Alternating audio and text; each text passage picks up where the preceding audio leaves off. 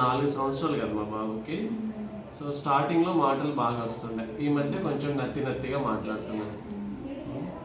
మామూలుగా మనకి నాలుక ఉంది కదా, నాలుక ఇలా చివర్లో ఇక్కడ కింద రౌండ్గా వస్తుంది. కొంతమంది పిల్లలకి ఇలా చివర్లో ఇలా కట్ ఇలా ఇలా ఉంటుంది, ఇలా బెండ్ అయినట్టు ఉంటుంది. ఇప్పుడు ఈ బాబు చూడండి, कर जीतने का हाँ ऐसे ऐसे लंबी कर लंबी ఇటు చూడండి, ఇక్కడ కొంచెం బెండ్ ఉంది కదా, సో దీనిలాగా ఉంది. దీన్ని టంగ్ టై అంటాం.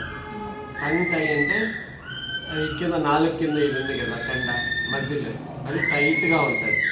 దానివల్ల ఇక్కడ ఈ బెండ్ అనేది వస్తుంది, కొంచెం మాటలు తడబడినట్టు నత్తిలాగా వస్తుంది. బట్ దీనికి ఎప్పుడు మనకి సర్జరీ అవసరం పడుతుందంటే ఇలా నాలుక బయటికి చాంచినప్పుడు ఈ నాలుక అనేది ఈ లోవర్ లిప్ అంటాం, ఈ పెదవిని దాటి వస్తుంది అంటే దానికేం ఆపరేషన్ అవసరం లేదు.